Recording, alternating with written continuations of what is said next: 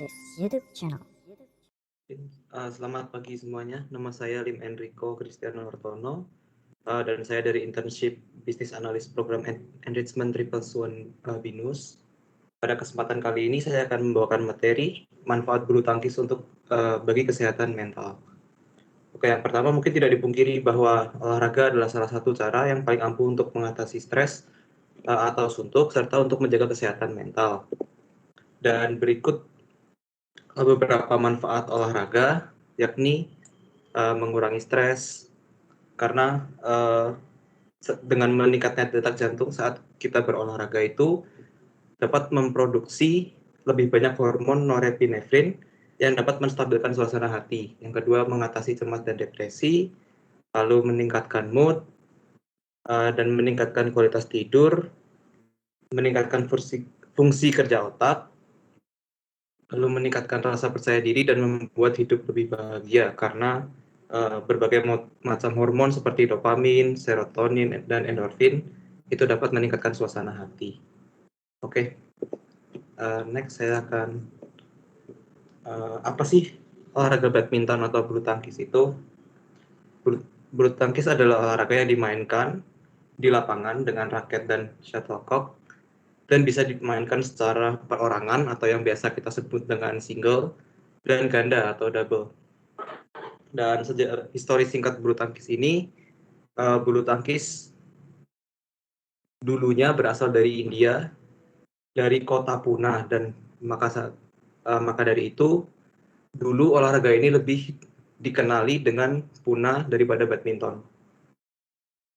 Lalu para tentara membawa pemain itu kembali ke Inggris pada 1850-an, dan olahraga itu kemudian berubah nama atau menjadi badminton battledore a new game atau battledore bulu tangkis sebagai permainan baru.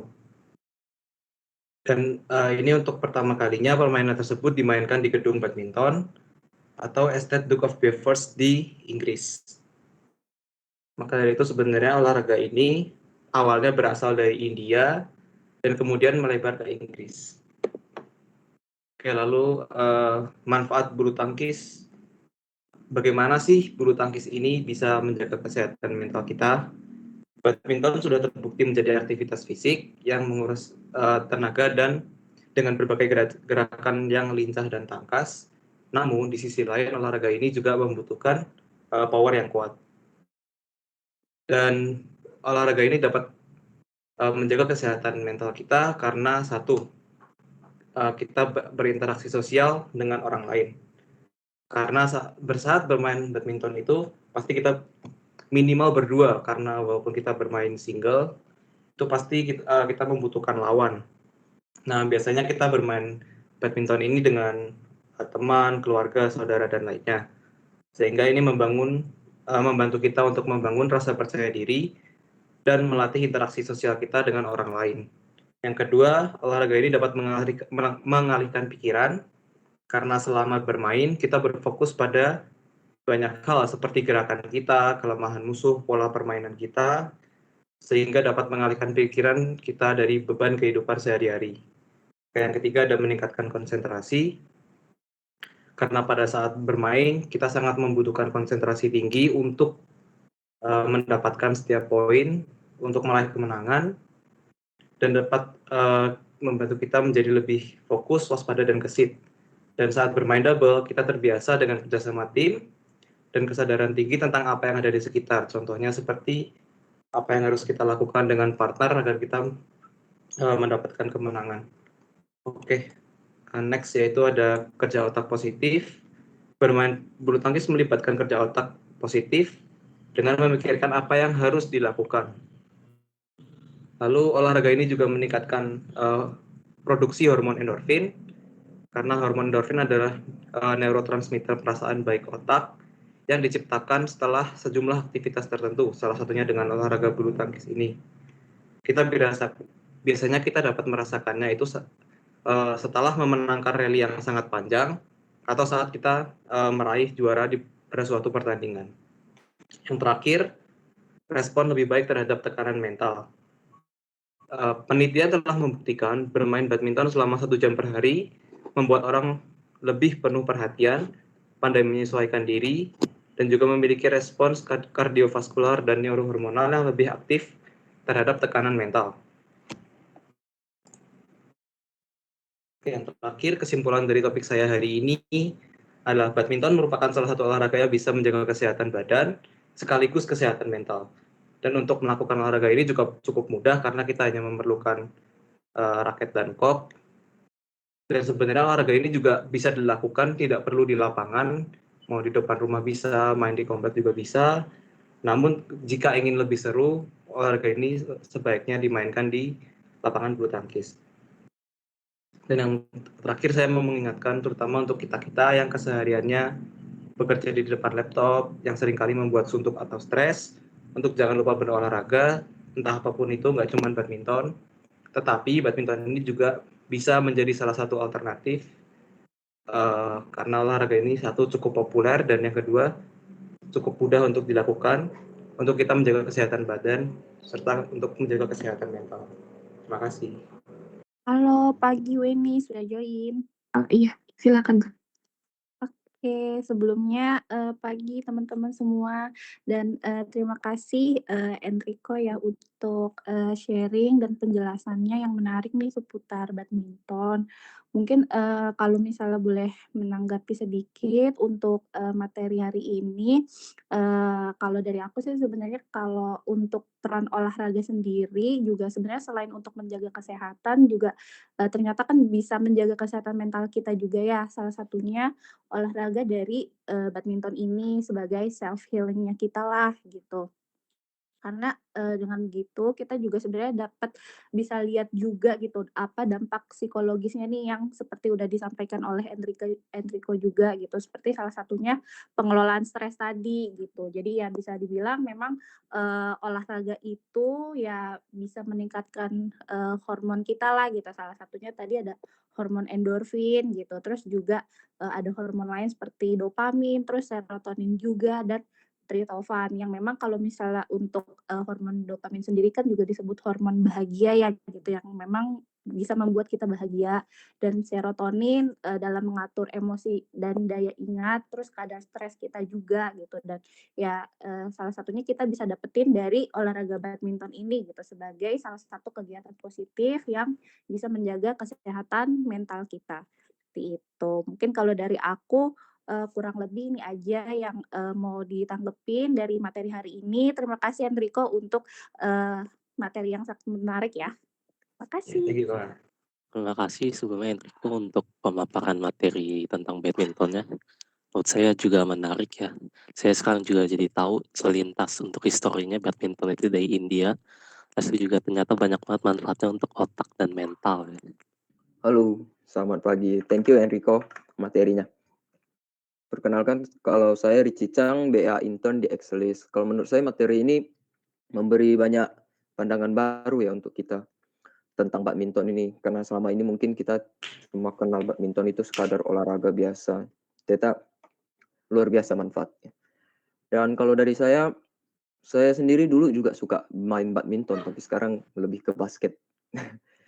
Jadi ya olahraga mungkin minatnya beda-beda juga. Yang penting ada olahraga aja sih menurut saya. Ya, sekian. Terima kasih. Iya, saya ingin nambahin ya. Karena kebetulan nih 2 minggu ya kita bicara tentang olahraga ya. Saya pikir ada satu tips yang saya mesti sampaikan juga ya. Ketika kita mulai berolahraga itu jangan lupa untuk stretching ya. Karena kadang kita mau olahraga tujuan baik tapi terus jadi cedera karena kurang stretching, kurang pemanasan, kurang persiapan ya. Jadi itu rangkaian yang tidak boleh dilupakan ya. Dan juga kalau ada teman-teman yang angkat beban ya, baik weight training atau pakai bantuan, boleh juga setelah itu harus ada stretching juga sama ya, supaya nggak cedera otot dan lain sebagainya. Ya memang di dunia yang makin sibuk ya, kita makin banyak kegiatan. Ini satu bagian penting ya yang nggak boleh kita lupakan ya. Karena begitu banyak kita saksikan permasalahan ya kehidupan itu ya memang dari tubuh yang fisik yang juga tidak diolah begitu ya. Makanya kenapa namanya olahraga gitu kan. Perlu kita ingat juga bahwa memang mengolah fisik ini ialah akhirnya seperti yang tadi disampaikan Enrico ya, akan membuat juga kondisi mental pun terbantu gitu, bukan hanya fisiknya. Ya, jadi sekali melakukan kegiatan tapi dapat 2 manfaat ya.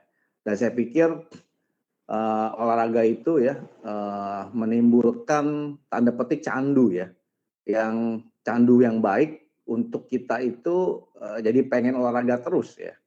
Itu saya pernah dengar dari mana ya, saya lupa, mungkin dari Bang Adere mungkin ya. Itu kita tuh seperti badan nggak enak ya, itu ada tanda-tandanya lah. Ada kegelisahan, kita pengen mengulangi lagi olahraga ya. Jadi kita mesti mulai biasakan bagi yang belum berolahraga, mulai biasakan untuk menyediakan ya, bukan menyisihkan, menyediakan waktu ya supaya bagian penting dari kehidupan ini tidak tertinggal ya, tidak dilupakan ya. Nah, teman-teman kan mayoritas masih muda ya, tentunya bilang mungkin dalam hati kecil, "Ah, ini mah untuk orang tua aja," gitu ya. "Saya masih seger buger," ya. Nah, persoalannya ialah, lifestyle ya. Ketika kamu dari muda tidak membiasakan, tidak punya habit, tidak punya lifestyle berolahraga, maka itu akan terbentuk sampai kalian tua.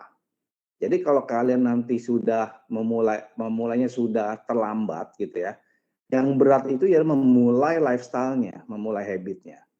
Ya, sehingga saya himbau dari masih sekarang ini kamu orang itu memang sudah terbiasa ya untuk berolahraga. Ya, sehingga ini jadi bagian dari lifestyle kita gitu ya. Nah, karena sekarang menurut saya ya, opsi untuk olahraga itu jauh lebih banyak waktu zaman saya masih muda ya.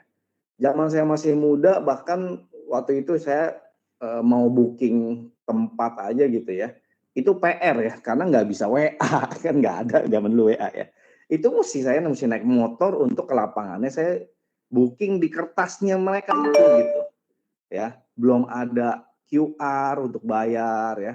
Itu jadi mesti bawa uang tunai benar-benar untuk nge-booking tempat itu lalu kembali lagi ke tempat waktu itu karena saya bikin untuk orang-orang kantor ya. Kembali lagi ke kantor untuk bekerja lagi. Jadi saya mesti melakukan hal itu gitu, additional effort. Hanya untuk sekedar membooking tempat ya. Nah, kalau kita ini kan sekarang banyak sekali fasilitas, mau yang pakai olahraga lah sarananya, gedungnya, mau pak yang tidak, mau yang di rumah, itu menurut saya tidak ada alasan lagi untuk kita tidak berolahraga ya. Karena semuanya ini sudah dimudahkan ya. Bahkan membership gym pun kan sekarang begitu fleksibelnya. Kalian bisa ke cabang yang ini, yang itu, lagi di kota mana kalian bisa pakai gitu ya membershipnya dan lain sebagainya. Itu jadi menurut saya mestinya walaupun kita mendapat tantangan di kehidupan yang lebih sulit, yang lebih sibuk, tapi kita juga secara teknologi, secara keberadaan fasilitas itu juga mengimbangi gitu ya. Jadi kita bisa untuk memulai melaksanakan itu ya. Ya memang sekali lagi it's about commitment, it's about disiplin ya. Dalam aspek kehidupan apapun kalau kita tidak disiplin ya akhirnya tidak terlaksana ya. Sesederhana kita datang ke kantor tepat waktu misalnya, itu kan disiplin. Sama juga ini olahraga begitu. Bagaimana kita pagi hari tanda petik absen olahraga gitu ya supaya kita memulai hidup kita hari ini, kegiatan kita dengan segar bugar ya, dengan badan yang ringan tanda petik ya. Karena saya tuh sangat merasakan kalau enggak olahraga itu benar-benar badan tuh berat ya. Dalam arti sebenarnya gitu. Kayaknya mau gerak aja males, mau apa jadi bawaannya itu mager ya kalau bahasa kalian sekarang gitu ya. Ya, itu saya pikir tambahan dari saya ya. Mari kita berolahraga. Saya selalu himbau kalau teman-teman yang di kantor pusat tahu lah ya.